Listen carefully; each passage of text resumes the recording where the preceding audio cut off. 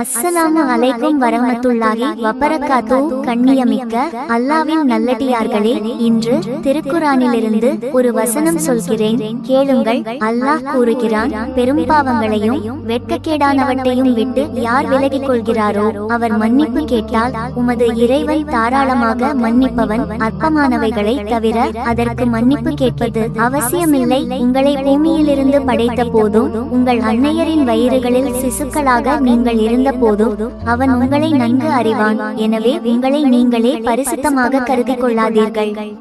இறை அச்சமுடையவர் யார் என்பதை அவனே நன்கறிவான். திருக்குரான் சூரத்துல் அன்-நஜ்மு அத்தியாயம் 53 வசனம் 32.